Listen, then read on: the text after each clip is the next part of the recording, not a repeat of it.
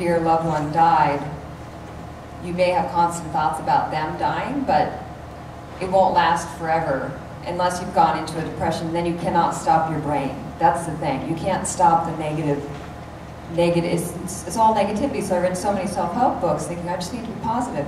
But until I was at a level playing field with the rest of the people in the world, a self-help book won't help.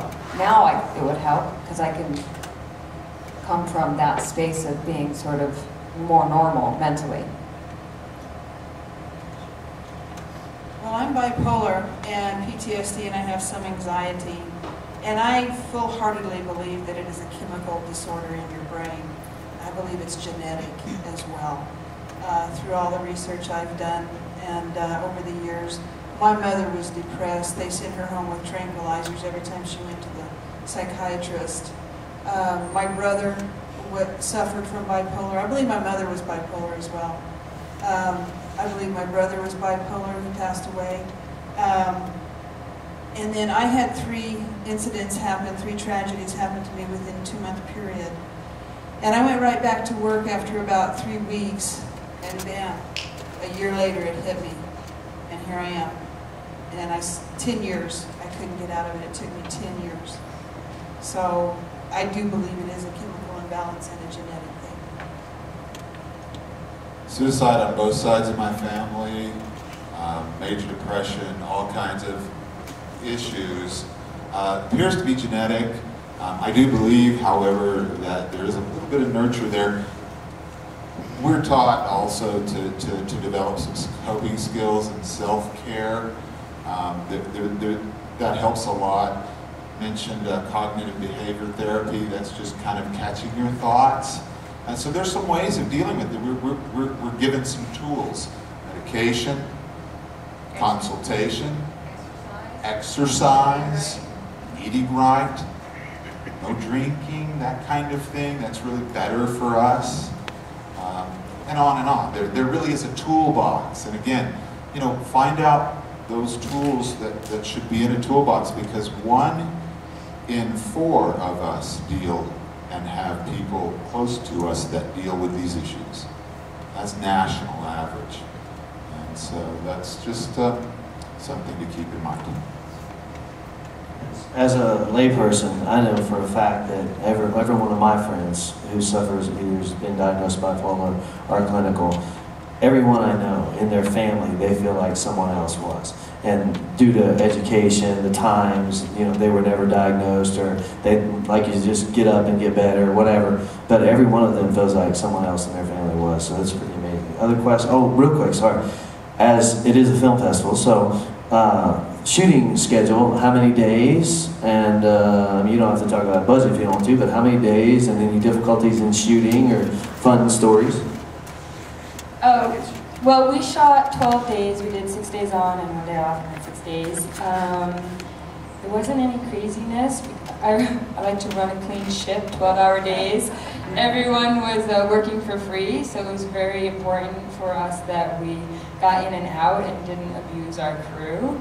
And and then we did 2 days of documentary interviews on camera. We had done pre-interviews before, so we knew what questions we wanted to ask people and how their story could serve our story.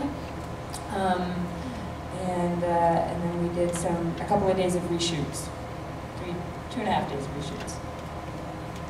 And also, kudos to you, struggling with depression, acting, not the profession you might want to be in. I don't have clinical depression. I think I do now. But, we had another question. Where was it? Someone. Oh, here you go. Okay. Psychotherapy round 2. I wanted to say, if anybody's sitting here stewing about themselves or family members, that depression, of the three primary illnesses, schizophrenia, bipolar, and depression. Depression has a more successful experience with medication than any. So, so it's important for people to know that the meds, which did not exist in the 60s, exist now, and that intervention can be convention of both therapy and medication can be very successful. Schizophrenia is off the map, and in terms of bipolar, to my mind, the difficulty is that to be manic would be such a hit. It's wonderful. It's wonderful. You ain't been there till you've been there. Right. Unfortunately, you have to come down. I know, but it would be, for depressives, it's easier to medicate because you're not having a good time. And for your illness, that mania must be spectacular. And would make the issue of medication much more ambivalent. We have time for one more. Just back to the filmmaking itself, I wanted to ask you if you enjoyed working with the director of photography, Justin. Are you his parents? Oh my God! I'll answer that, because I love him. Oh, we love Justin Duvall so much. He was supposed to be here. He's actually, for the last 6 or 7 years, he's been gaffing for my husband. So they had a really great relationship, and I love Justin. And so when my husband wasn't able to be the DP, I was talking to Justin about gaffing it, and he was like, you know, if Sean doesn't want to do it, you don't want to work with your husband, I'll shoot your movie. And we jumped at the idea, and I love his work, and I love working with him. And it's a little bit of a conflict because I think I might hire Justin again, and I should probably hire my husband. But we love Justin. Yeah, your son's awesome. I think as little as you could work with your spouse, the better. That's just me. No, I'm kidding. Well, I will say this, that I want to know, is there a website, Facebook, that people can get a hold of you? And what's next? Festivals, anything like that? The website is the name of the film, so it's pretty easy, parttimefabulous.com, and 2 T's, so we spell it out. We have a Facebook page as well, and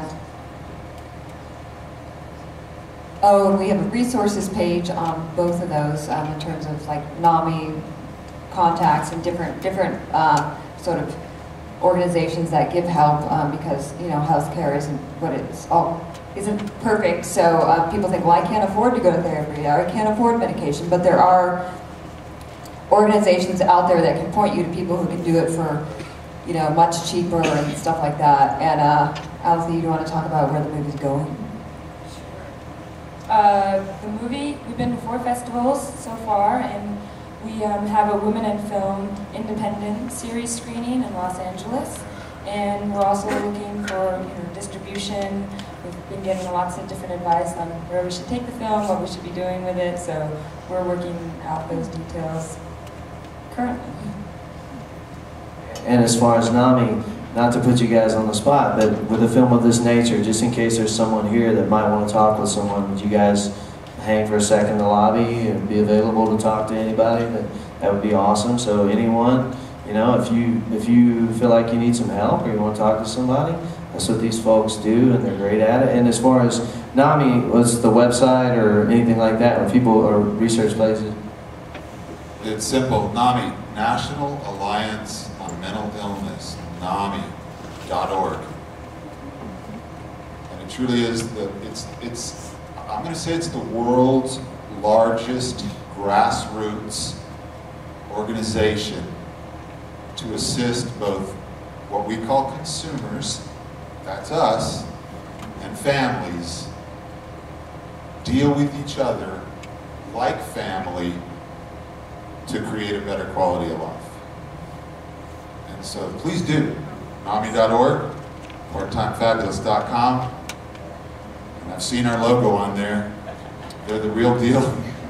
That is awesome. So NAMI and Alethea and Jules, wow. So really quickly, thank you for supporting independent film, and especially Albuquerque. If you weren't here for the intro, one of the few festivals that actually does work as a true festival. Unfortunately, not a lot of them do anymore. I'm working with 4 different groups of people that I met here last year. No bullcrap.